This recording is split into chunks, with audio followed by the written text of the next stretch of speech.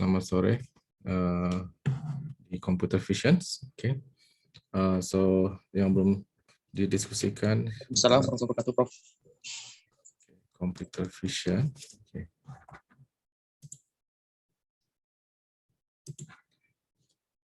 Oke. Kita sudah membahas tentang image spatial filtering. Oke, ini sudah saya diskusikan kemarin, image spatial filtering. Saya sudah kirim ke Telegram yang kemarin ya tentang OpenCV bagaimana installation. Semoga lupa saya nggak kemarin nggak kirim duluan, tapi mudah-mudahan nanti bisa coba sendiri ya, nanti install Anaconda dengan Python dengan OpenCV dengan beberapa gitu. Kenapa menggunakan Anaconda? Karena ada beberapa yang sudah dikompil, itu sudah diverifikasi dulu. Jadi kadang-kadang kan kalau kita install suka nggak jalan karena ada konflik antara paket di Python. Nah, ini ada perusahaan Anaconda yang sudah mengcompile, memverifikasi versi ini bisa berjalan di Python yang ini gitu. Makanya kalau kita lihat Pythonnya sudah 3,9 mau 3,10 hari ini. Tapi yang kompatibel dengan OpenCV masih 3,7 gitu. Oke, kita lihat ke spatial filtering. Ada dua hal. Yang pertama adalah smoothing. Oke, yang selanjutnya adalah sharpening. Oke, yang smoothing kita lihat ada mean filter, rata-rata gitu, kita ambil rata-rata. Yang kedua ada median filter. Oke, kita menggunakan filter median. Kita ambil median nilai median dari tetangga dari misalnya kita menggunakan 3x3 mask.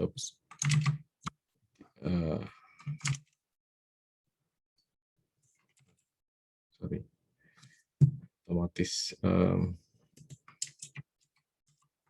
kita menggunakan 3x3 lagi.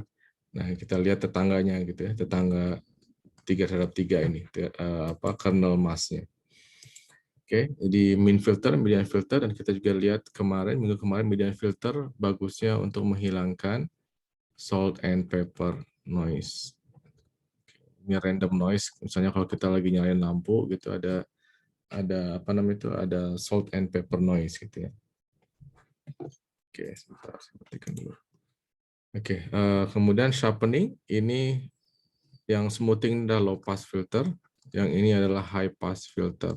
Oke, kita lihat bagaimana penggunaan high pass filter di Python OpenCV ya. Ini ada beberapa. Oke, kita sudah mencoba Laplacians. Kemudian ada Sobel. Oke, Sobel ada dua tipe, ada yang horizontal, ada yang vertikal. Kemudian juga kita lihat nanti Kenny Edge. Kenny Edge ini state of the art yang paling bagus biasanya menggunakan Kenny Edge untuk object detection dan seterusnya.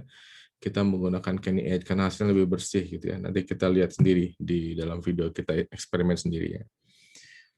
Oke, ini fokusnya adalah sharpening, ini deteksi edge atau edge detection ya di sini.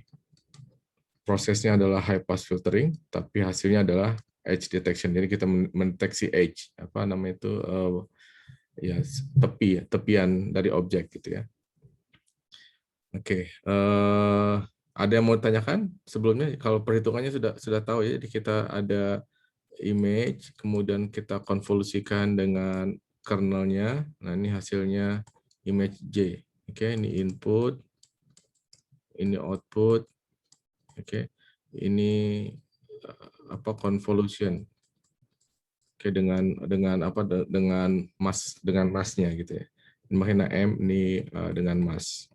Bisa ukurannya biasanya ganjil 3x3, 5x5, 7x7 seterusnya. Tentu saja lebih besar lebih bagus, cuma nanti akan lebih banyak komputasinya gitu ya. Komputasinya lebih mudah saja, cuma perkalian dan pertambahan ya.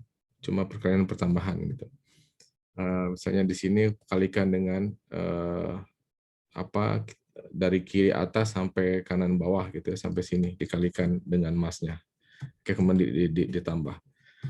Oke, ini tentang convolution. Oke, sekarang kita lihat bagaimana aplikasinya di Python ya. Mungkin oke, nanti bisa cari ke sini apa Python gitu ya. Docs OpenCV ini tuh. Sekarang ada versi yang baru sebetulnya 4,5 dan seterusnya. Bisa lihat juga di situ. Teman atau ada ya ini 4,2 misalnya. Nah, ini ada apa namanya itu? Oh, belum buat, apakah sudah buat dokumentasinya? Oh, sudah ada nih. Oke, ini tergantung versi Python-nya. Yang di Conda kalau tidak salah versi 3,4 gitu ya, versi 3,4. Jadi kita lihat ke sebelumnya dulu, versi 3,4. Oke, ini caranya. Oke, buka yang ini, OpenCV Python Tutorials. Ini isinya mirip seperti yang ini ya, mirip seperti yang ini. Oke, instalasi, kemudian ya instalasi seperti ini, versi Python-nya juga 3,4 di sini pakai Honda ya. Di sini kemudian ada ya introduction, kita buka aja gitu ya, introduction. Ini instalasi dan sebagainya, kita sudah pakai Honda jadi sudah otomatis. Kemudian misalnya GUI features in OpenCV, ini bagaimana membuka image gitu ya. Ini ada di sini semua ya. Ini kan C++. Jadi bagusnya kalau kan Python lebih lambat daripada C++ ya, karena Python interpreted bukan compiled language gitu ya. Nah, ini kalau nanti sudah menguasai OpenCV menggunakan Python, maka bisa menggunakan C++ nanti. Nah, kita lihat nih hampir sama aja ininya kodenya, cuma kalau Python lebih lebih ringkas ya, karena kita tidak perlu deklarasi deklarasi variabel kayak integer seterusnya ini ya, langsung otomatis kalau Python gitu. Kemudian ya ini caranya display dan sebagainya, ini caranya men-save image kalau sudah proses, kemudian di-save image-nya. Oke, ini kita bisa close, nanti lihat lagi ini untuk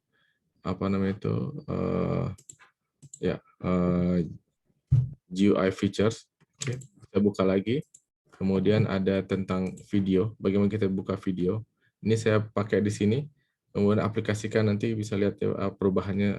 Gampang aja kita kalau mau lihat secara real time gitu ya, processing videonya.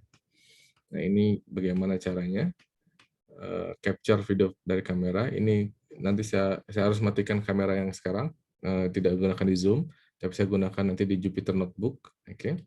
Kemudian nanti bisa lihat sendiri bagaimana proses edge detection ya. Oke, kemudian ya GUI features bisa lihat lagi ya, yang lain bisa lihat drawing, ini ada juga di file yang ini yang saya kirimkan ke Telegram. Oke. Di sini ada ini dasarnya, bagaimana menggunakan secara dasar Python Anaconda-nya. Ya, kemudian ya bisa lihat nanti ya. Yang penting-penting adalah kemudian image processing di OpenCV. Kita buka aja ini. Nah, ini bagaimana merubah color space, ada RGB, ada YUV, kita dibuka aja sini. Bagaimana kita merubah ke grayscale dan seterusnya. Ini ada contohnya juga gitu. Ini ada contoh-contohnya juga. Jadi bisa lihat di sini langsung ya. Kemudian ya smoothing image bisa kita lihat juga. Ini smoothing itu yang tadi ya, yang ini yang min filter. Nah, ini juga di ini. Kalau 5x5 min filter. Oke, kalau 5x5 kemudian dibagi, tambahin semuanya jadi 25. Kalau 3x3 maka 1/9. Kalau 7x7 berarti 1/49. Oke. Jadi ini bikin masknya. Oke. Kernel atau masknya NP1 55, ini ukurannya 5x5, kemudian float 32, floating point number, karena kita mau dibagi dengan 25, ini dibagi dengan ini gitu ya. Kemudian tinggal filter two dimension image-nya. Ini kalau nggak tahu bisa klik di sini penggunaannya ya. Misalnya ini. Nah, ini ada penggunaannya. ya source-nya, kemudian output-nya dan seterusnya, bisa lihat di sini. Kemudian dipakai aja dulu ya, dipakai dulu. Kemudian nanti bisa lihat nih hasilnya, kernelnya. Jadi seperti saya bilang blurring atau smoothing ya, image smoothing. Ini averaging, oke, ini averaging. Bisa pakai Gaussian blurring juga, Gaussian blur. Oke, ini 5/5. Median blurring ini yang seperti saya bilang untuk menghilangkan apa namanya itu salt and pepper noise. Yang menarik adalah kita lihat sini menggunakan color image ya. Nah, ini menggunakan color image. Nah, kan kalau color image ada 3 channel ya, RGB. Oke, kalau di Python kebalik jadi BGR. Tapi intinya adalah red, green, blue. Nah, itu kalau grayscale cuma sekali operasi, kalau RGB maka 3 kali di channel R, channel G, kemudian channel B, channel RGB-nya. Ya, ini sama juga ada median blurring, ada bilateral filtering dan seterusnya. Nanti mungkin saya kasih contoh ininya. Oke, ada pertanyaan sampai saat ini? Tadi ini ya, kita baru sampai sini bagaimana menggunakan OpenCV ya, karena di kurikulumnya ada OpenCV gitu ya. Jadi kalau nggak bisa membayangkannya, harus praktek gitu, harus praktek apa namanya itu, pakai sendiri OpenCV, nanti ada errornya ketemu, kemudian debugging dan seterusnya. Oke, sekarang kita lihat ke OpenCV-nya. Oke, saya menggunakan CV yang ada OpenCV-nya, environment CV. Kemudian saya simpan di saya. Kemudian kita buka Jupyter Notebook. Oke. Kita ini kan Edge ini ya. Oke. Sekarang kita lihat penggunaannya ya. Ini saya jelasin nanti. Ini kan direkam jadi nanti bisa lihat ini. Oke, yang pertama NumPy sebagai NP karena nanti image-nya dibaca dalam NumPy array gitu ya, mirip seperti MATLAB ya, mirip seperti MATLAB array-nya. Jadi image ini yang pertama ini adalah tiga dimensi karena ada RGB. Oke, baca sini RGB. Oke, yang bits itu di mana? Kita lihat ya ini bits-nya, ini bits image-nya. Nah, ini aslinya seperti ini ya, aslinya seperti ini. Dikecilin aja karena kita mau lihat ininya. Kemudian ini convert to grayscale. Ini kerubah ke grayscale jadi bukan image 3 dimensi lagi, nggak ada RGB tapi grayscale saja. Kemudian kita run color BGR to gray karena Python tadi ini ya naruhnya BGR bukan RGB. Jadi BGR to R gray ini perintah khusus di convert color. Kalau nggak paham penggunaannya bisa lihat di search di Google CVT color itu apa saja instruksinya gitu. Bisa lihat di sini nanti ya. Ya, bisa search di sini CV2 convert color. Nah, ini convert color. Namanya ini color space conversion. Manualnya seperti apa? Oke. Kemudian apply Laplacian. Laplacian ada perintah khususnya di ini Laplacian dan ini ada option yang lain. Ini optionnya penggunaan presisinya ya karena ini nanti ada floating point number, makanya kita menggunakan 64 floating point number. Oke, ini konstanta di OpenCV. Kemudian rubah menjadi absolute. Oke, absolute value. Oke, rubah menjadi absolute value. Kemudian ini kita menggunakan matplotlib. Ini matplotlib. 121 artinya 1 row, 2 kolom. Oke. 1 row, 2 kolom atau kita rubah aja 2 kolom, 1. Ini kalau gini nah makanya ya jadi 121 1 row 2 kolom ya. Tapi kalau kebalik 2 1 1 ini 2 1 2. Ini nanti vertikal gitu ya. Karena ini berarti 2 kolom, satu rows. Oke, kalau ini 1 kolom 2 rows, nomor 1, yang ini nomor 2 gitu ya. Color map-nya gunakan gray, kalau enggak nanti bisa jadi berwarna ya. Ini kalau saya rubah misalnya, saya rubah seperti ini, nanti jadi berwarna gitu. Jadi berwarna, ini RGB ya. Makanya menggunakan color map gray. Oke. Kemudian yang ini digunakan untuk original image sama menghilangkan text-nya. Kalau enggak nanti ada ya, kita lihat ya kalau dihilangkan. Nah, ini jadi ada sumbu X dan sumbu Y-nya. Nah, ini dihapus menggunakan X-tick-nya 0, 0, Y-tick-nya 0. Oke. Dan digunakan juga di Laplacian image. Ini kita lihat hasilnya original dengan Laplacian. Oke, coba gambar yang lain. Saya ada gambar coins misalnya. Oke, kita lihat original image, ada Laplacian image. Oke. Kemudian Sobel yang seperti saya lihat yang kita kemarin ini kan, Sobel ada 2. Oke, ada Sobel vertikal sama Sobel horizontal. Yang ini vertikal, yang ini horizontal. Oke, penggunaannya. Kemudian kalau satu-satu nanti diagonal ya. Kemudian ambil absolutnya dan kita bisa mengkombinasikan menggunakan square root, root kuadrat kemudian akar kuadrat gitu ya, atau menggunakan juga bitwise operator, yang menggunakan bitwise operator antara X dan Y, antara horizontal dan vertikal. Ini hasilnya kalau kita run.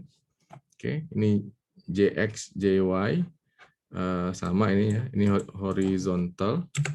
Oke, horizontal. Ini vertikal, yang ini combine antara X dan Y. Horizontal ini akan fokusnya ke yang horizontal saja. Itu objek yang horizontal. Nah, seperti ini. Nah, seperti ini. Kemudian ada vertikal, fokus ke vertikalnya, dan combine akan mengkombinasikan dua-duanya. Kita lihat biar agak jelas, mungkin kita menggunakan coins. Coba coins. Nah, ini lihat ya horizontal kemudian vertikalnya. Oke, horizontal kemudian vertikal digabungkan menjadi lebih lengkap lagi. Oke. Kemudian untuk edge detection, nanti berarti sudah selesai satu bab ya tentang edge detection. Jadi ada satu di kurikulum, ada satu bab tentang edge detection. Yang ini biasanya ini yang state of the art. Yang paling bagus biasanya kita menggunakan Kenny karena lihat hasilnya ya. Mungkin kita lihat dengan coins juga biar kelihatan. Oke, kita coba dengan coins. Nah, lihat Kenny edge nih, hasil Kenny edge seperti ini ya. Kenny edge detection. Bandingkan dengan Sobel, bandingkan dengan Laplacian. Oke. Ini Laplacian, ini Sobel. Nah, ini 221, 2 rows, 2 kolom, nomor 1. 2 rows, 2 kolom, nomor 2. 223, berarti yang ini. 221, 222, 223, 224. Oke, ini subplotnya. Kita bisa memplot dalam satu ini. Soalnya kalau pakai yang ini biasanya suka error. Mungkin saya pernah kirimkan yang pertama itu, yang pakai weight key, suka ngehang. Ya, makanya pakai plot aja biar bisa kelihatan juga pas di Jupyter Notebooks. Oke, ini kita lihat nih kalau Kenny ada dx dy-nya, kita bisa rubah ini. Nah, lihat ininya, perubahannya. Oke, lebih halus. Oke, coba 300. Nah, lebih kosong lagi gitu ya. Nah, ini bisa kita atur parameternya. Oke. Ini ya, 1 rows 2 kolom. Oke, ini yang terakhir tentang Kenny Edge, coba kita lihat ya. Coba kita lihat ini. Ini saya harus matikan dulu videonya. Oke, untuk attendance absensi tolong ketik juga di chat ya. Nanti saya masukkan juga di Telegram. Oke, ini kita coba ya. Ini saya sudah matikan video. Oke, karena ini saya perlu akses ke video. Intinya adalah ini video capture. Oke, nomor video nomor 0. Jadi kalau nanti ada beberapa video kamera, kita bisa pilih 1, 2, 3, 4. Kalau ada 4 video kamera misalnya. Saya ada 1, makanya harus sharing dengan Zoom gitu. Kalau nggak ada exit, kalau ada diambil frame-nya. Oke, ini ya, return frame read. Kalau return-nya tidak sukses, berarti break gitu ya. Kemudian kalau sukses, kita rubah menjadi grayscale, kita menggunakan Kenny. Nah, kita contoh caranya. Nah, ini. Nah, bisa kelihatan nggak gambar saya? Oke, nah, ini gambarnya nggak bisa diperbesar ya. Ini gambarnya ya. Oke, saya ambil contoh, misalnya ini, saya ambil pulpen. Oke, pulpen ya. Ini Kenny Edge. Ini hasil dari Kenny Edge secara live. Oke, ini Rubik cubes. Oke, ini saya ambil. Oke, kemudian ya bisa contoh lagi yang lainnya. Ini gelas misalnya. Ini bisa baca ya. Bisa kebaca kalau menggunakan menggunakan Kenny Edge fresh and white misalnya, bisa kebaca ya, fresh and white. Oke, ini kalau keluar press Q karena udah didesain buat press Q buat keluar. Nah, Q. Nah, sekarang kita lihat, kita bedakan sama kita pakai Sobel ya. Ini saya pakai Sobel. Nah, ini ini hasil Sobel. Oke, lebih tidak bersih, ini nggak kebaca ya bacaannya.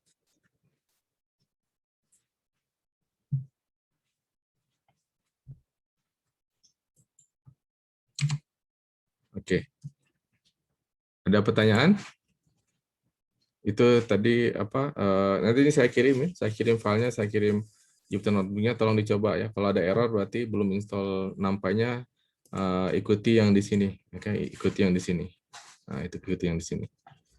Oke. Oke, ada pertanyaan sebelumnya?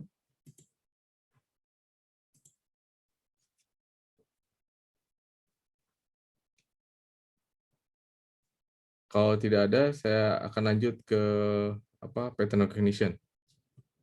Oke. Oke, kita lanjut aja ya ke pattern recognition. Oke. Oke, mulai dari mana ya? Oke, dari sini aja. Oke.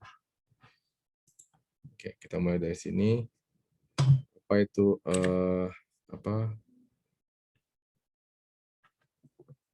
ya, machine learning. Ini pertama artificial intelligence. Kemudian tahun 1980 ada machine learning. Itu menggunakan statistical method. Kemudian tahun 2010 ada namanya deep learning. Oke, menggunakan neural network. Neural network itu seperti apa? Nanti kita diskusikannya. Ini seperti susah padahal mudah. Kelihatannya aja susah tapi mudah. Oke. Oke. Ya, ini pattern recognition biasanya seperti ini. Ini namanya pattern recognition. Kita mendeteksi pola, oke, mendeteksi pola. Pre-processing yang pertama, oke, misalnya tadi ya pre-processing itu kayak ini image-nya color. Nah, kalau color nanti berarti kita kalau color kan berarti ada RGB ya, ada GB. Nah, ini berarti kita aplikasi matriksnya 3 kali ini operasinya.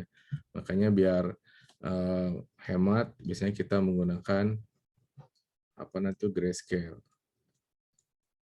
Oke, grayscale image ya. Ini cuma matriks 2 dimensi. Ini 3 dimensi, ini 2 dimensi. Oke. Ini termasuk pre-processing. Kemudian juga pre-processing yang lain adalah misalnya kita fokus, ini misalnya gambar saya di situ ya.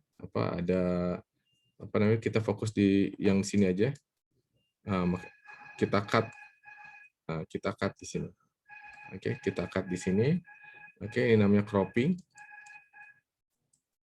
Cropping juga salah satu proses dari pre-processing. Oke, pre-processing. Grayscale, thresholding, kemudian ada lagi histogram equalization. Oke, kita menyamakan histogramnya sehingga tidak gelap. Oke, di stretch menjadi kontrasnya semakin bagus. Oke, menggunakan ini kontras ya untuk perbaikan kontras. Oke, histogram equalization.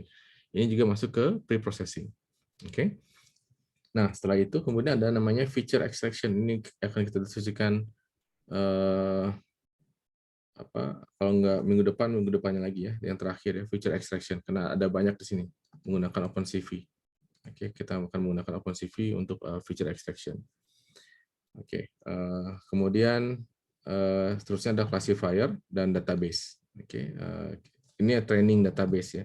Maksudnya apa? Maksudnya apa namanya itu? Kita kan namanya machine learning ataupun deep learning ya. Kita apa namanya itu mentrain atau melatih classifier sehingga dia menjadi pintar gitu. Menjadi pintar mengenali objek atau mengklasifikasikan satu objek. Oke. Ini machine learning ada dua ya, ada dua bagian. Yang pertama adalah supervised learning, yang kedua adalah unsupervised learning.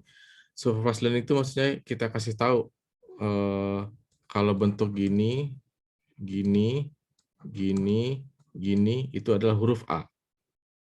Oke, ini kita kasih tahu ini adalah huruf A. Kalau bentuk gini, gini misalnya, gini lagi, kemudian gini, ini adalah huruf B. Oke, kita kasih tahu. Nah, ini namanya supervised learning. Oke, kita kasih tahu bahwa ini adalah huruf A, kita kasih tahu bahwa ini adalah huruf B. Oke, ini classification. Oke. Classification biasanya ada kelas-kelas. Makanya namanya juga classification. Ini discrete ataupun apa namanya itu bilangannya integer ya. 1, 2, 3, 1 kelas, 2 kelas, 3 kelas, 4 kelas dan seterusnya. Ini classification. Nah, supervised learning juga bisa menggunakan regression. Regression ini floating point number. Jadi antara 0 dan 1 gitu ya. Ada bisa 0,1, bisa juga lebih dalam lagi 0,01, lebih dalam lagi 0,01 dan seterusnya. Oke, 0,2, 0,3, 0,9 sampai 1. Oke, ataupun berubah. Pokoknya bilangannya adalah tidak integer ya. Floating point number. Ini namanya regression. Oke, regresi. Ini, contohnya misalnya kita memprediksi berapa suhu dalam 1 jam ke depan. Nah, ini kan ada angkanya ya. Suhu dalam 1 jam ke depan misalnya 28 derajat Celcius. Nah, ini angka 28 atau 28,1. Ini angka ini adalah regresi gitu. Nah, kalau klasifikasi biasanya kita cuma ada kelas 1 dingin, kelas 2 sedang, kelas 3 panas misalnya. Nah, kita definisikan, tapi dia nggak tahu apa namanya itu real datanya itu berapa, real temperaturnya itu berapa gitu, suhunya itu berapa. Dia cuma klasifikasikan kalau dingin itu 0 sampai 15 misalnya, sedang itu 15 sampai 25, panas itu 25 sampai 45 misalnya. Nah, ini klasifikasi ya. Ini klasifikasi ya. Tapi kalau ada angkanya, nah ini namanya regresi. Nah, kemudian kalau kita tidak kasih tahu, ini berarti kita menggunakan namanya unsupervised learning. Tidak kita supervisi, kita nggak kasih tahu. Pokoknya ada huruf ini, ada kumpulan data ini, apa namanya itu, kemudian suruh clustering sendiri. Nah, ini bisa kita juga kasih prior knowledge-nya, misalnya di sini coba cari dua tipe huruf, nanti akan clustering menjadi AA atau AA, dan ini cluster yang kedua adalah BB gini ya. Ini clustering. Nah, ini nggak tahu nih huruf A huruf B, ini cuma taunya ini cluster 1, ini cluster 2. Oke, jadi ini bedanya ya. Kalau supervised learning dia kasih tahu, tolong ingat kalau bentuk seperti ini adalah A, huruf A. Dan ingat kalau bentuk huruf seperti ini adalah huruf B. Oke. Kalau clustering tidak, dia akan menggunakan kalau seperti ini masuk ke cluster 1, kalau seperti ini masuk ke cluster 2. Atau bisa juga 4 tipe. Gimana 4 atau 4 cluster. Oke. Kita bisa menggunakan AA, ini huruf besarnya, huruf kecilnya, huruf besarnya, huruf kecilnya. Oke. Ini kita kasih tahu gitu ya. Kalau enggak ya suruh cari sendiri gitu, suruh sendiri kemiripan atau klasternya gitu. Oke, untuk supervised learning, ini klasifikasi bisa menggunakan support vector machine, SVM, ini machine learning ya, dan ini ada di library ini di Python, scikit-learn. Oke, scikit-learn. Oke. Discriminant analysis, naive Bayes, nearest neighbor, neural network juga ada di sini di scikit-learn. Oke. Regression menggunakan ini linear regression atau general linear regression, SVR, GPR, ensemble method, decision trees, neural networks. Oke, neural network bisa dipakai di mana-mana nih lihat nih. Oke. Clustering juga bisa seperti itu, ada k-means clustering. Oke. K-medoids, fuzzy C-means, hierarchical, Gaussian mixture, hidden Markov model, neural network. Ini menggunakan cluster. Oke, clustering. Oke. Nah, prosesnya seperti apa? Oke, prosesnya prosesnya adalah seperti ini ya. Ada training, kemudian predict atau testing.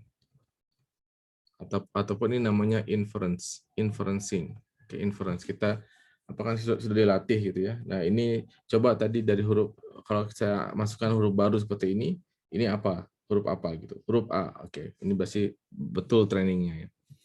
Nah, biasanya kita membagi database. Oke, kita ada namanya image database, speech database, dan lain-lain. Ada database misalnya. Ini biasanya kita bagi menjadi 60% training, 10% validasi, kemudian berapa persen sisanya? 30% testing. Oke, training, validasi, testing. Oke, jadi training sama validasi ini berkaitan karena kita memvalidasi saat training ya. Kemudian testing ini kita mentes dengan new data, new unknown data. Misalnya udah kita training nih, pokoknya ini huruf A, ini huruf A, ini huruf A gitu. Ini huruf B, huruf B, huruf B. Kasih variasi gitu ya. Mau jungkir balik juga nggak apa-apa. Ini huruf A pokoknya. Oke, huruf A. Oke, ini huruf A gitu ya. Nah, kemudian tes dengan new unknown data. Misalnya kita iseng nih, coba kalau gini huruf apa? Oke, ini unknown data ya. Saya kelupaan ngasih horizontal line-nya di sini. Ini huruf apa misalnya. Oke. Nah, ini tergantung classifier-nya, nanti dia menggunakan ini, dia mengatakan saya confidence lebih mirip ke huruf A. Oke, kalau kita lihat secara manusia kalau kita lihat sendiri gitu ya. Kalau kita suruh klasifikasikan, ini mirip seperti huruf A gitu. Maka mesin pun kalau trainingnya betul, maka dia akan mengatakan 60% saya confidence bahwa ini adalah huruf A. Oke, dia masukkan ke huruf A gitu ya, huruf A. Jadi walaupun A-nya nggak nge-complete, tapi dia mendeteksi ini huruf A gitu. Oke. Nah, ini makanya unknown data gitu ya. Makanya nanti kita ada namanya recognition rate, satu parameternya ada namanya recognition rate. Ini berapa banyak yang true positif plus true negatif ditambah semuanya. Oke, false negatif. Oke.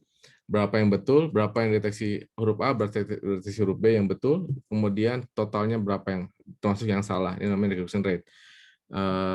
Dalam 0 sampai 100%, kalau 100% berarti bagus gitu ya, sempurna, perfect. Nah, tapi kita lihat, jangan terlalu gembira dulu, kita lihat dulu di sini. Recognition rate ini misalnya 100%. Oh, bagus ya 100% ya.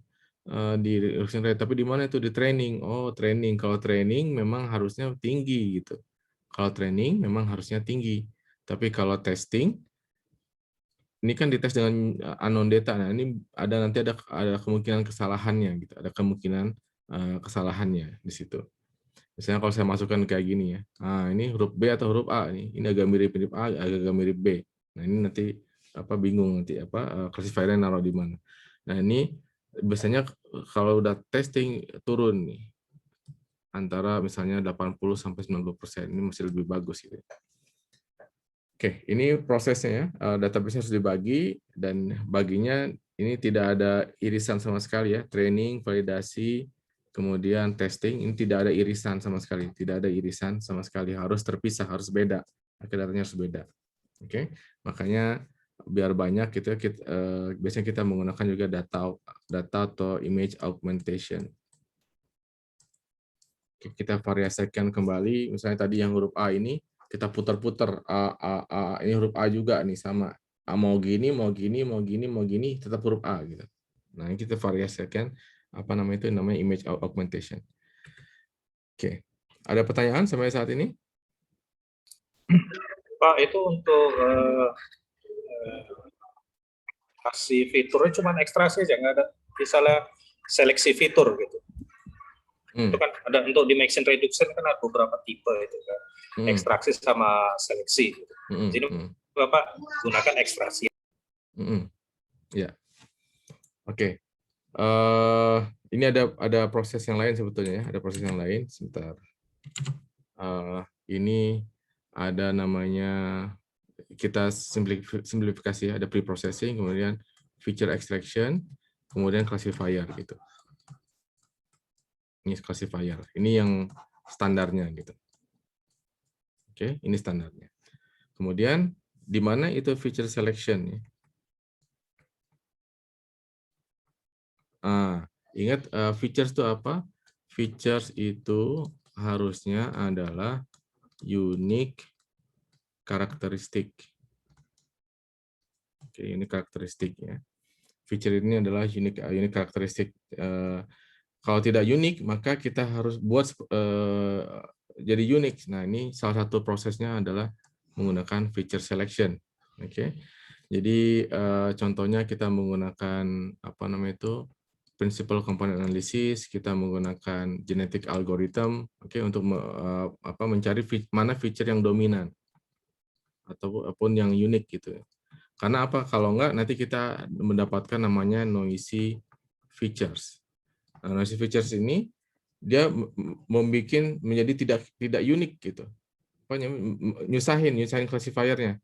Noisy feature ini akan membuat classifiernya semakin susah untuk jadi noise, jadi gangguan, mengganggu classifier.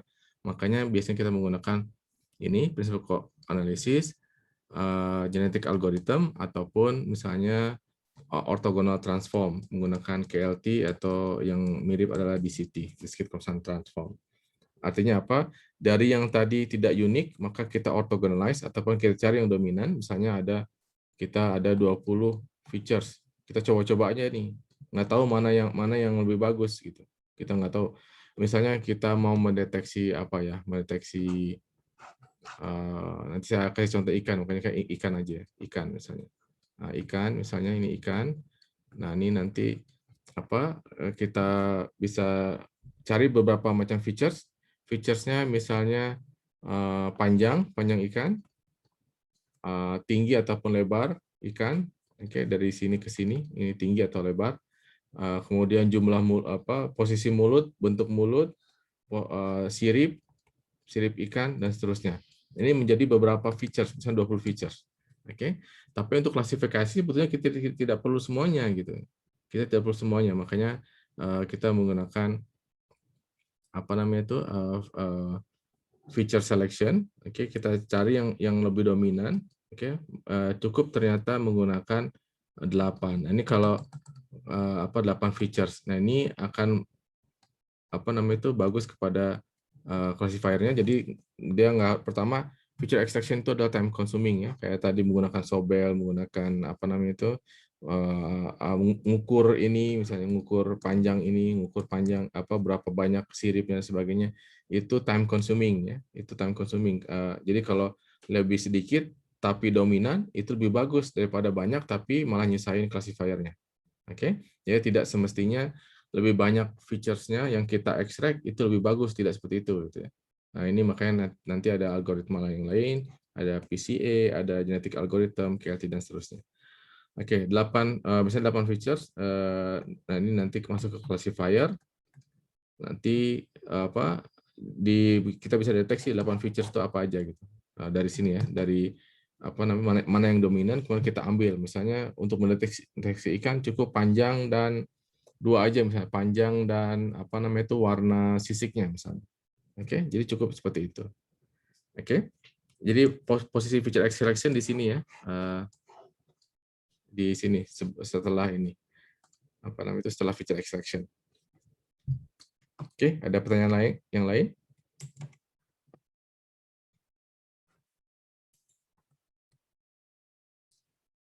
Jelas Pak Nur Abdillah? Atau ada lanjutan pertanyaan? Jelas, Pak. Oke.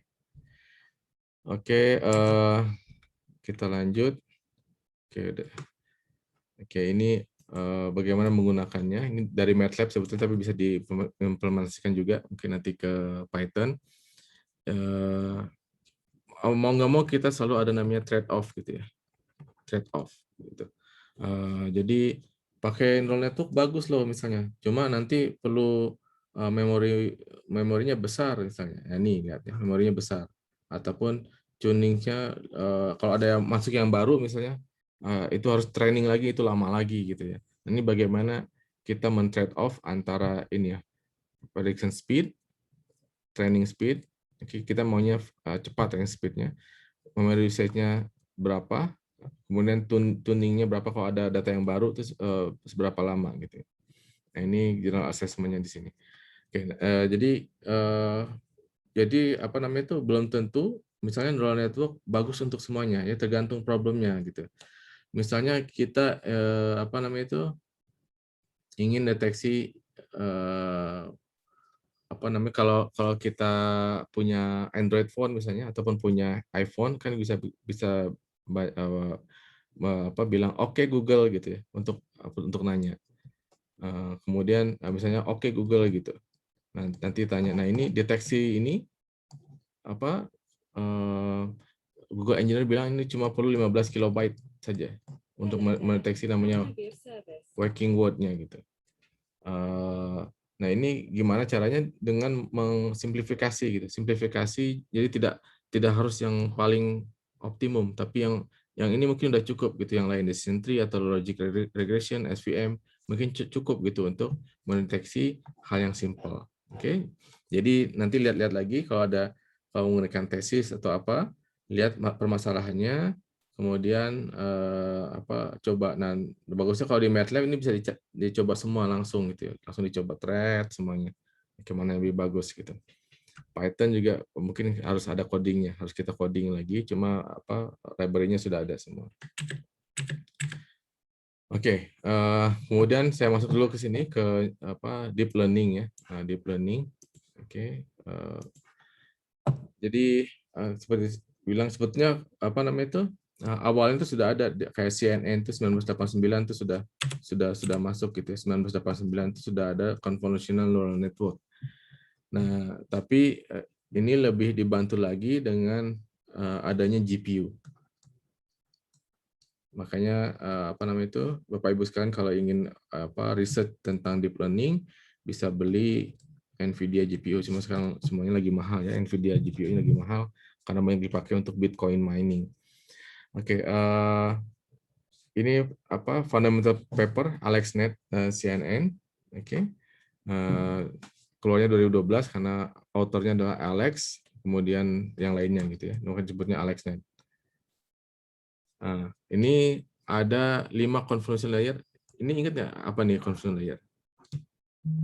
Convolution layer itu tadi yang spatial filtering. Oke. Yang spatial filtering tadi. Oke, jadi J dikali konvolusi konvolusi dengan M I hasilnya adalah J gitu. Hasilnya adalah J. Nah, ini namanya konvolusi. Oke. Kalau apa namanya itu kalau kita tadi kan menetapkan Laplacian misalnya 010 1 minus 4 1 0 1 0. Nah ini Laplacian. Nah ini sekarang daripada kita mau menetapkan ini kan udah terdeteksi ini high pass filter misalnya. Nah ini kita training neural network-nya, suruh dia cari sendiri. Oke, jadi apa namanya itu angka-angkanya ini suruh dia cari sendiri apakah, dan kita tentukan besarnya. Kita cuma tentukan besarnya apakah mau 5, 7/7 atau 3/3 kita tentukan dan nanti kita tahu outputnya apa, huruf A misalnya, kita training backward ke sini, ini image-nya, maka nanti kita tentukan apa namanya itu ininya apa masnya gitu, kernelnya kita tentukan. Ini secara otomatis. Jadi mau jadi high pass filter atau mau jadi low pass filter itu otomatis. Oke.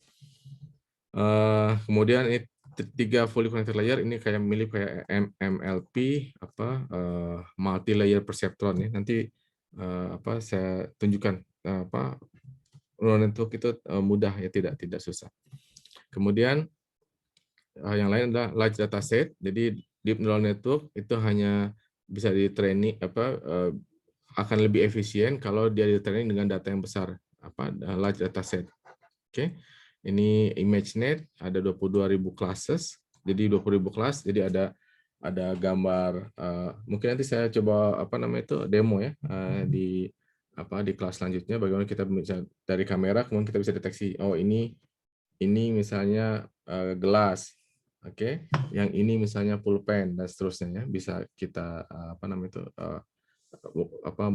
menggunakan transfer learning AlexNet.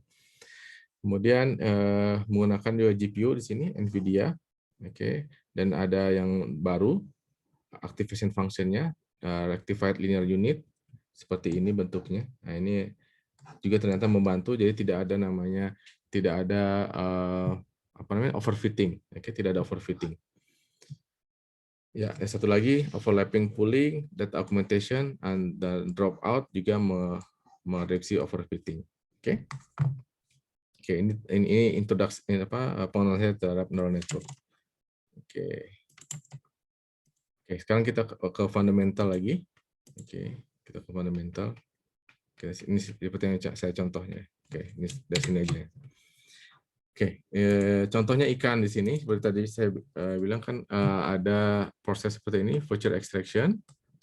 Kemudian ada feature selection ataupun langsung classifier, ini ada database gitu ya, database dan nanti kelas.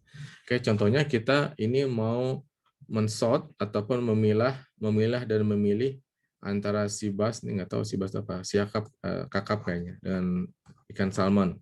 Oke, antara sibas dengan salmon. Oke, kalau orang itu bisa lihat tuh, bedanya, misalnya siripnya tajam di sini gitu ya. Cukup itu aja udah, makanya tadi ya feature itu nggak perlu banyak-banyak asal unik gitu, makanya ada feature selection ya. Jadi feature itu nggak usah banyak-banyak asalkan unik, dan itu akan membantu classifier. Dan itu feature itu bisa kita desain. Oke, feature itu bisa kita desain, oke, bisa kita desain sendiri. Jadinya jadinya unik, oke, agar betul-betul unik. Nah, ini kenapa unik? Biar gampang. Jadi nggak usah pakai neural network, pakai Euclidean distance juga udah cukup gitu. Oke, ini feature ya, bisa kita desain agar unik. Contohnya apa? Dicek itu, kalau Bapak Ibu lihat ada cek, ini ada di sini misalnya huruf dan angka, nomor account dan sebagainya. Ini fontnya itu khusus. Fontnya itu khusus di situ. Oke, fontnya itu khusus sehingga dia bisa mudah untuk deteksi. Nanti coba lihat ya cek font. Oke, coba search di Google cek font itu seperti apa. Ini artinya feature itu bisa kita desain agar unik. Contohnya ini ya, kalau manusia kita bisa lihat asal bentuk sirip atasnya seperti ini, ini kita tahu ini berarti sibas atau kakap gitu. Kalau yang ini salmon, oke, ini ikan salmon, oke. Bentuk siripnya seperti ini. Cukup bentuk sirip atasnya bisa kita tahu. Gitu. Tapi kalau mesin computer vision, maka kita perlu yang lain gitu ya. Oke, contohnya kita sekarang mau lihat features-nya itu apa. Oke, features-nya itu apa. Oke, beberapa kan karena ini vision kamera gitu ya. Jadi kita bisa desain, kita bisa ingat nggak kita tadi ada namanya pre-processing, kemudian ada feature extraction. Ini feature extraction kita lewat, ada classifier, ada database gitu ya. Ada database di sini. Oke. Nah, ini pre-processing juga sangat penting. Ini bisa kita desain juga. Desain agar minimal. Oke, bagaimana kita bisa minimal? daripada kita ini misalnya ini ikan gitu ya, ini ikan di sini. Gimana gambar ikannya? Nah, gini misalnya ikan di sini, kemudian kita ada kamera di sini, ada ini kamera, yang ini lampu gitu ya. Nah, ini ke sini, apa namanya itu ikan. Nah, ini daripada gini nanti apa namanya itu karena apa? Karena nanti ada cahayanya lain. Cahaya dari jendela, dari mana-mana harus ada orang nutupin supaya cahayanya jadi beda gitu. Nah, ini akan perlu preprocessing yang banyak. Nah, gimana caranya? Kalau di industri kita bisa menggunakannya black box. Kita tutupin biar preprocessing-nya minimal gitu. Kita tutupi biar preprocessing-nya minimal. Jadi lampunya dipasang di sini, kameranya dipasang di sini, kamera ini lampu, oke. Kemudian ikannya masuk di sini, oke. Ini black box semuanya hitam, oke. Ya ikannya dilihat di sini satu-satu. Kemudian dari sini outputnya ada tangan, ini ada ember misalnya. Nah tinggal push aja. Kalau salmon ke sini, kalau si bus ke sini A sama B misalnya. Oke, seperti itu misalnya. Oke. Nah, dari ini maka kita harus melihat namanya optical features ya, karena kita menggunakan kamera. Kita menggunakan optical features, oke. Misalnya ini panjang tadi ya, lightness-nya, width-nya, lebarnya, number dan shape of fin, siripnya berapa, position of the mouth, mulutnya posisinya seperti apa dan bagaimana bentuknya. Ini contoh optical features, oke. Contohnya misalnya ini kita menggunakan misalnya panjang, oke, panjang ikannya, oke, lebar ya panjang ikannya ini, oke, panjang ikannya, oke, length di sini. Nah ternyata setelah diklasifikasikan salmon ini 10 inch, 15, 20, 25 misalnya 25 inch. Ini kita ambil sebakul ikan dan kita hitung gitu. Ternyata ya ini counternya itu seperti ini gitu ya. Jadi salmon itu lebih ke kiri, lebih pendek, si bass itu lebih ke kanan, lebih besar. Tapi kita lihat juga ada yang hitam di daerah yang merah. Ini daerah hitam. Oke, ini daerah merah. Merah itu sea bass, salmon hitam itu salmon. Jadi ada ikan salmon yang ternyata bisa panjang juga, bahkan lebih panjang daripada sea bass. Oke. Makanya features ini sebetulnya kurang unik ya. Kurang unik gitu. Tidak kurang unik karena tidak bisa memisahkan secara secara baik antara dua kelas ini, antara salmon dan sea bass. Ini kita pindah-pindahin decision boundariesnya juga tetap sama aja gitu ya. Kita ke kanan atau ke kiri ada misklasifikasi gitu. Oke. Ini tentang length. Kemudian lightness, oke, as possible features, oke.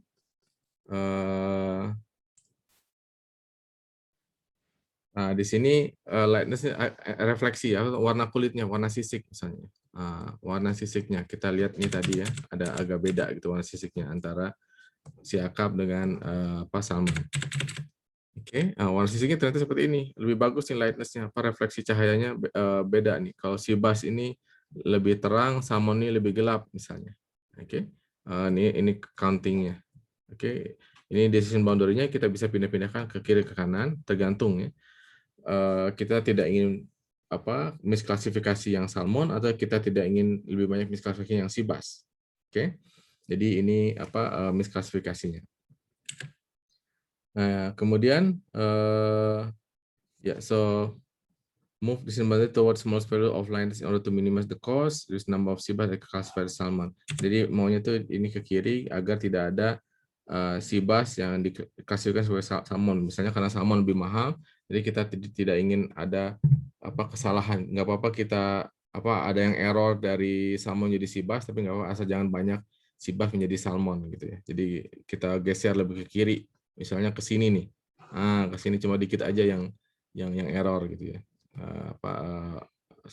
Sea bass dikategorikan sebagai salmon.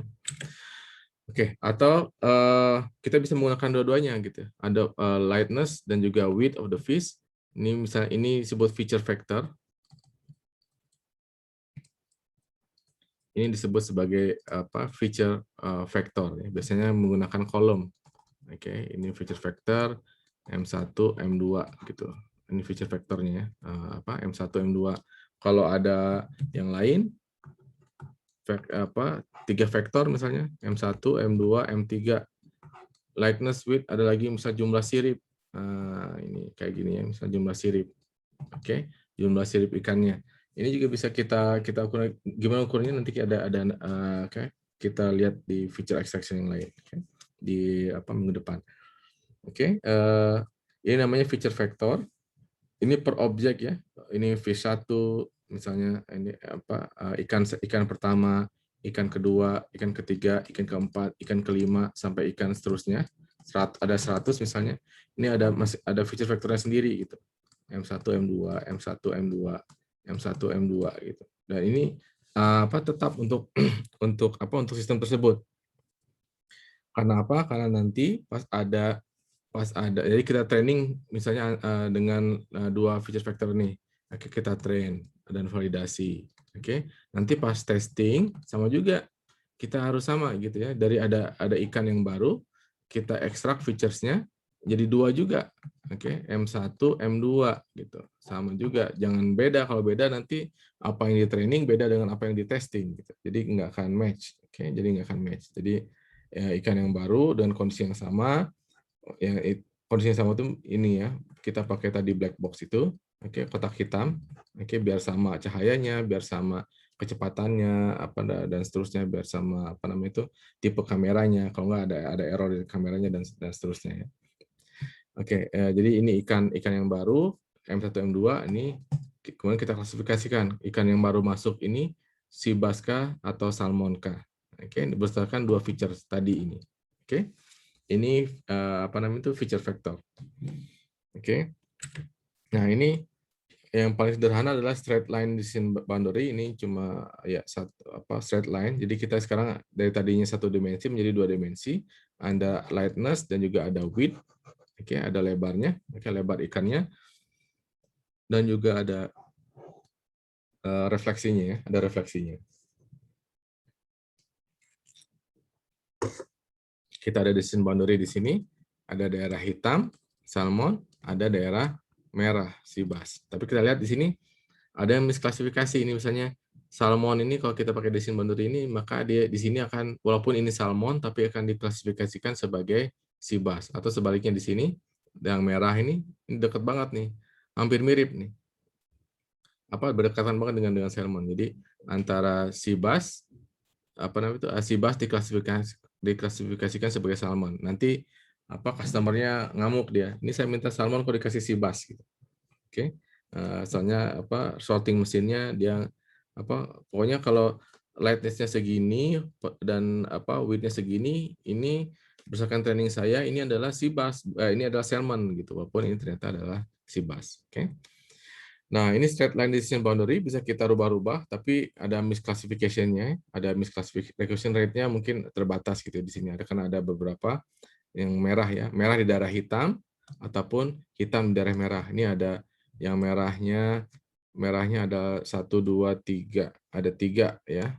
Hitamnya ada 1, 2, 3, 4, 5, ada 5, ada 8 yang salah klasifikasi gitu. Oke, ya. Kita bisa menambahkan ada feature that are not highly correlated with the one that we already have. Ini jangan sampai kita highly correlated. Oke, misalnya highly correlated itu misalnya yang mirip-mirip gitu. Misalnya kita sudah deteksi misalnya posisi mulut ikan gitu. Dan kita yang correlated itu yang misalnya masih mulut juga, tapi kita ini misalnya lebar mulut gitu. Lebar mulut gitu. Posisi mulut dengan lebar mulut gitu. Nah, ini masih mulut-mulut juga. Ini artinya korelasinya itu sangat besar gitu. Makanya jangan cari yang korelasinya besar karena nanti akan menjadi noisy features. Nanti kalau kita menggunakan feature selection, jadi salah satu aja nih, nggak bisa dua-duanya nih. Oke, mana yang lebih dominan? Kayak ini salah satu ini informasinya sama nih. Posisi mulut atau lebar mulut ikan juga gitu. Oke, seperti itu ya. Ini makanya kalau mau nambah features jangan nambah yang noisy features, tapi nambah yang lain yang kemungkinan akan membantu. Nah, gimana caranya? Nah, ini memang trial and error ya, kita nggak tahu. Ini makanya bagusnya deep learning adalah kita tidak trial and error, tapi kita memaksa apa namanya itu CNN, memaksa CNN untuk mencari feature factor sendiri. Oke, kita memaksa CNN untuk mencari feature factor sendiri. Oke, jadi nggak ada feature classification lagi, selection lagi nih di sini. Oke, di CNN. Oke, karena dia sudah mencari secara otomatis, ya. Oke, dia sudah mencari secara otomatis. Oke. Oke, sekarang kita lihat apa sebetulnya decision boundary itu yang bagus yang gimana ya? Apakah yang gini? Ini recognition rate-nya confirm 100%. Oh, bagus banget nih. Karena apa? Karena tidak ada salmon yang diklasifikasikan sebagai seabass ataupun tidak ada seabass yang diklasifikasikan sebagai salmon. Oke. Tapi yang pertama ini disimbolnya jadi kompleks nih. Kalau polinomial mungkin ada apa order kelima nih polinomialnya biar dapat kayak gini bentuknya. Oke, ini juga ini sangat apa dekat sekali ini ya seperti ini. Apakah ini good decision boundary? Ini ternyata tidak. Ini justru ini menjadi overfitting. Overfitting terhadap apa? Overfitting terhadap training datanya gitu. Jadi kan kita ingat kan ini ya. Training, kemudian validasi, kemudian testing, itu tidak ada irisannya. Oke, tidak ada irisannya. Oke, tidak ada irisannya. Harus tidak ada irisannya ya. Ini harus tidak ada irisannya. Ini nggak boleh kayak gini ya. Sebagian training dipakai dan validasi misalnya ada yang irisannya di sini gitu. Ini nggak bisa dipakai ini seperti ini. Oke. Nah ini overfitting terhadap training data artinya dia sangat bagus dalam training data, tapi pertanyaannya adalah ketika ada ikan yang unknown, ikan baru gitu ya, ini jangan-jangan dia tidak bisa klasifikasi gitu. Contohnya misalnya dia sudah overfitting, pokoknya kalau salmon itu atau ya tadi ya yang contoh saya, oke, yang gampang contoh saya ada huruf A gitu ya, ada B. Nah kalau saya masukkan gini, ini jadi apa nih? Ini kan unknown ya. Oke. Ataupun saya gini, ini mirip kayak B, tapi ini mirip kayak A juga. Ini sebagai apa? Oke. Makanya apa yang ini sebetulnya tidak optimize karena ini menjadi overfitting. Overfitting dari training data. Bagus kalau training data, tapi kalau ada nanti testing data, recognition rate-nya sangat jelek. Oke. Makanya ada isu generalization ya. Kalau deep learning makanya ada rectifier linear unit, kemudian ada dropout layer. Oke, ini gunanya buat apa? Biar ada pooling layer. Oke. Biar biar tidak overfitting. Oke. Nah, ini better decision boundary. Ini berapa yang salahnya? 1 2, ini 2, 1 2 3 4 5 6, ini malah 6 ya. Saya sama juga gitu 8. Rate sama seperti yang ini. Yang ini ya. 3 sama 5 ini 1 2 3, ini 1 2 3 4 5 ya, ini juga 5. Jadi 8. Oke. Ini lebih kompleks. Cuma mungkin pas testing ternyata ini mungkin lebih bagus karena yang di sini ini salmon, ini memang daerah salmon, yang kanan ini memang daerah seabass. Oke. Oke, ada pertanyaan sebelumnya?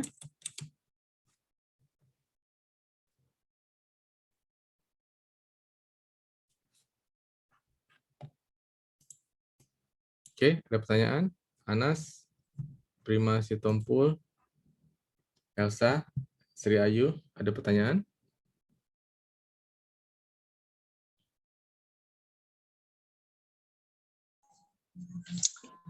Masih paham, Pak. Masih bisa diikuti, Pak. Oke, saya ikuti ya.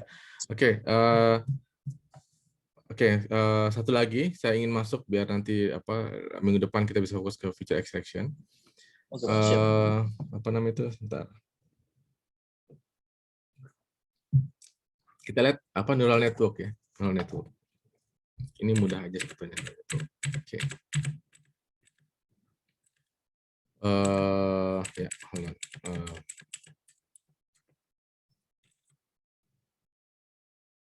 Ya, ini sudah saya jelaskan yang tadi. Kita fokus ke neural network. Jadi neural network itu tahun 50-an ada namanya perceptron, oke. Ini perceptronnya. Ya, saya tulis aja deh ini. Saya tulis aja di sini.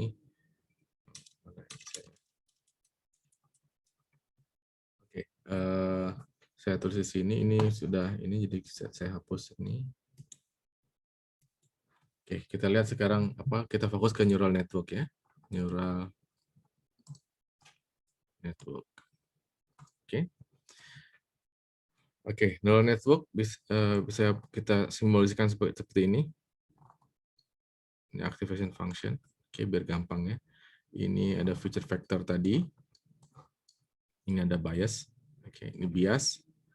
Ini weight. Ini weight-nya juga.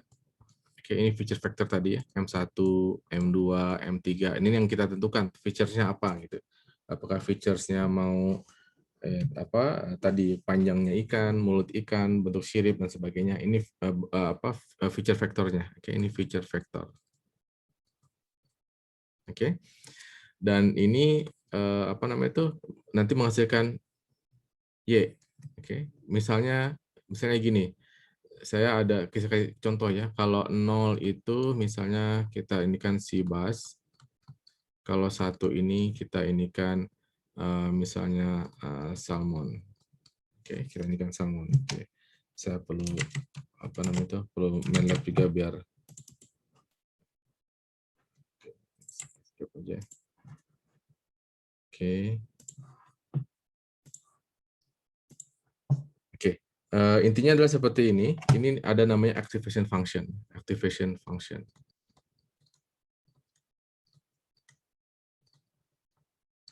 Oke. Oke, biasanya kita menggunakan threshold langsung ya, threshold langsung. Misalnya activation function-nya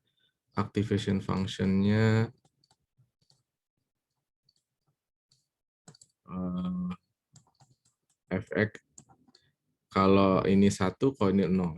Oke, kalau x lebih besar sama dengan 0, ini x lebih kecil sama dengan 0. Oke. 1 titik artinya apa? Ini salmon, ini sea bass. Oke. Oke, biar gampang saya 1 aja dulu ya. Apa 2 aja kayak contoh yang tadi ya. Nah, ini arahnya ke sini ya, W1, W2. Oke. Nah, ini sama seperti spatial filtering. Pada intinya adalah kita mengalihkan dan menambah gitu ya.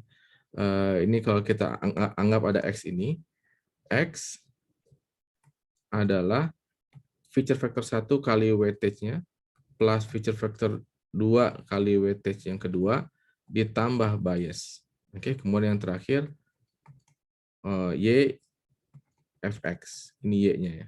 Ini nanti kita menentukan ini feature factor-nya salmon atau bass atau sea bass ya. Salmon atau kakap.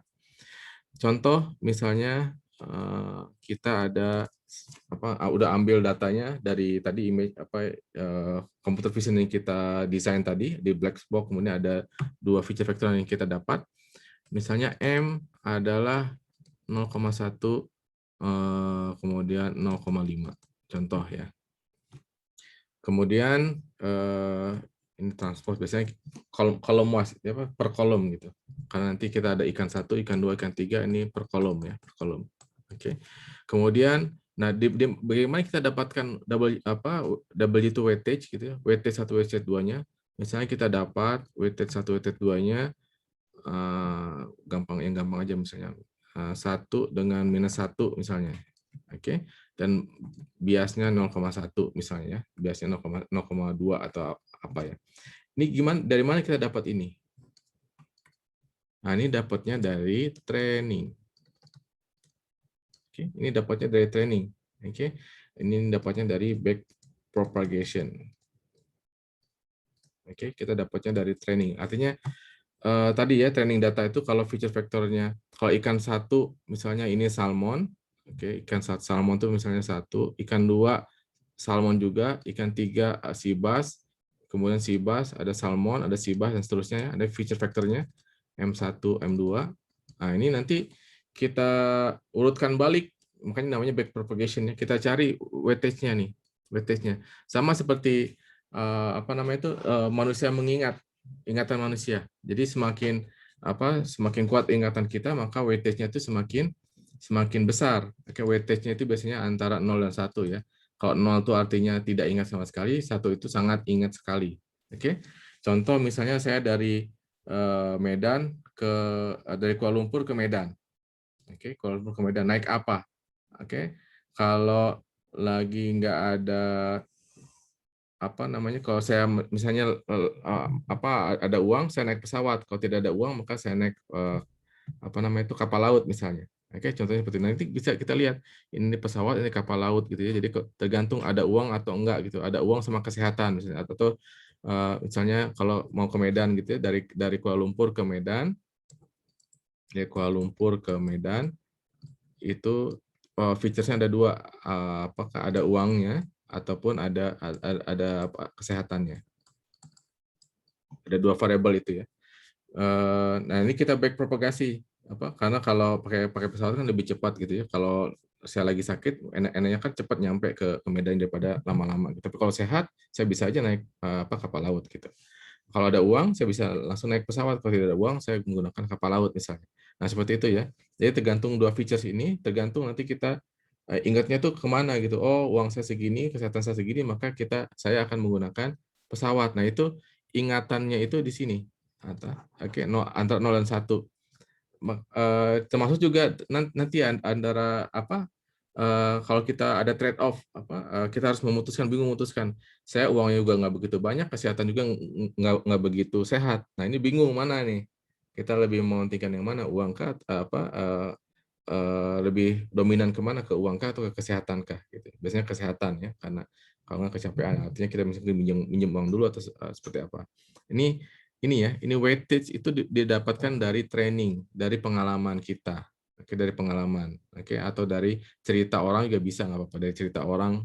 Kalau naik pesawat misalnya 1 jam, kalau naik kapal laut bisa seharian atau 6 jam, seperti itu ya. Nah ini bisa kita kita bisa training classifier kita nih. Jadi kalau feature factor-nya seperti ini, kalau ikannya itu adalah sebesar ini dan bentuk mulutnya atau siripnya seperti ini, maka dia salmon. Kalau bentuk ikannya sebesar ini dan bentuk mulutnya adalah seperti ini, maka dia adalah sea bass. Seterusnya ya, seperti itu. Nah ini maka weightage-nya itu didapat dari back propagation algorithm. Nah ini kita lihat, ini ada ikan baru yang saya nggak tahu, ini salmon atau bass. Nah kita bisa hitung, gimana ngitungnya seperti ini, gampang aja.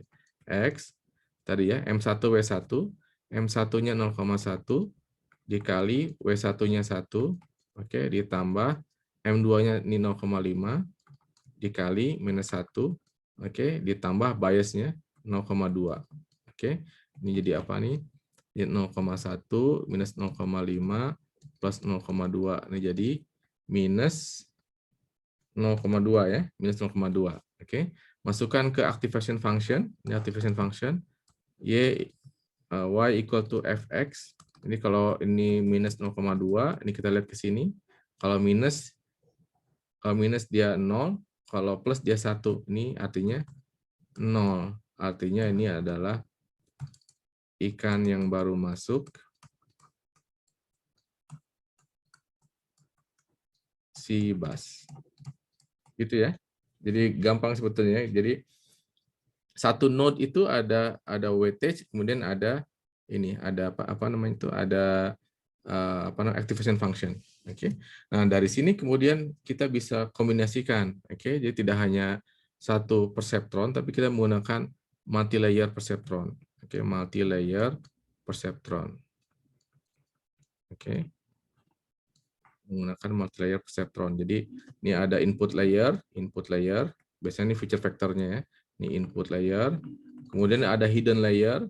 Nah, ini ada hidden layer. Ini bisa 1, bisa 2, bisa berapa. Kemudian ada output layer. Ini namanya hidden layer. Ini namanya output layer. Oke. Di sini ada weightage, ada bias dan seterusnya gitu ya. Ini weightage dicari, ini juga sama. Oke, ada weightage, ada biasnya. Oke, cari di sini. Ini juga sama, yang terakhir juga sama. Oke, ada bias, ada weightage, kemudian ada activation function ini ya. Ini apa namanya itu intinya. Oke. Prosesnya juga sama, back propagation. Jadi dari kita kasih tahu outputnya, kemudian dia akan melihat kepada weightage-nya. Oke. Ini multi-layer perceptron. Jadi kalau lebih banyak ya sama juga kayak gitu gitu. Misalnya gini ya. Nah, ini juga sama nanti kita ada M1, ada M2 misalnya. Kemudian kita ada ini ini weightage 1, weightage 2, weightage 3, weightage 4, oke. Yang ini weightage 5, weightage 6. Jadi kita harus nyari weightage 1, 2, 3, 4, kemudian ada bias 1, bias 2, bias 3. Nah, ini tinggal tambahin aja sama prosesnya itu seperti ini. Prosesnya seperti ini. Oke, prosesnya itu seperti ini gitu ya. Jadi kalau nyari ini di sini Y1 misalnya, jadi M1 kali W1 tambah M2 kali W3 tambah beta 1 bias 1, dan ini jadi kasih ke activation function seperti itu ya. Nanti teruskan propagate lagi ke sini. Ini pas inference seperti itu. Nanti kita bisa dapat juga sama apakah 0 atau 1. Oke? Ada pertanyaan? Itu Pak, Bapak kan tadi cerita trainingnya pakai back propagation. Kan ada satu lagi Pak yang forward. Itu jarang digunakan Pak, forward. Forward, yang forward apa namanya itu? Ini kalau sudah back propagation, MLP itu nama lainnya adalah feed forward. Jadi ini feed forwardnya dari sini kita forward sampai ke output. Ini namanya feed forward. Kalau trainingnya biasanya namanya back propagation.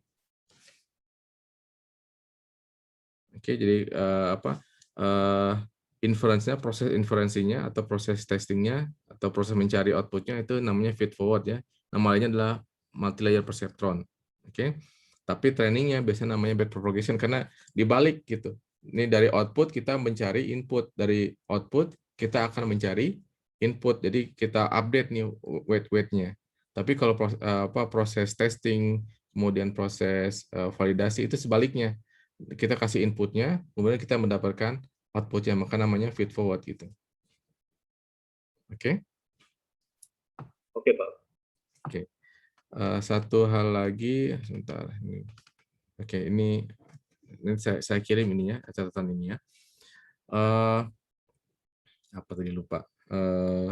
Ya, ini tadi hidden layer sama output layer ya. Oh ini output layer, oke, output layer.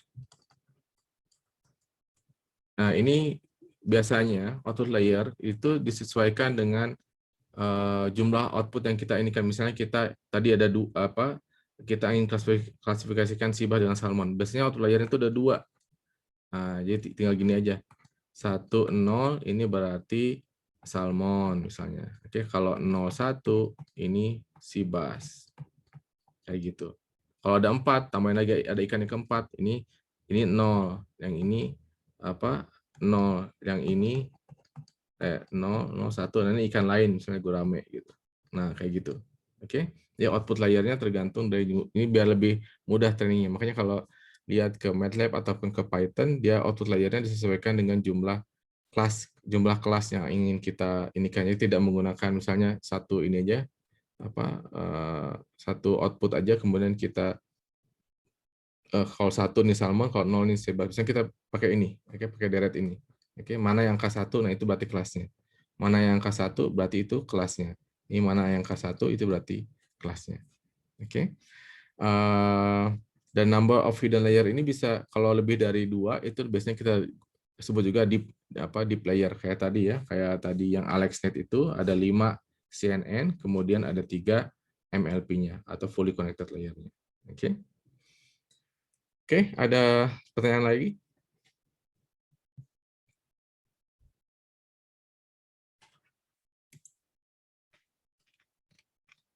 Oke, kalau tidak ada, saya stop share sini. Oke, saya stop ini. Nanti saya kirim recordingnya.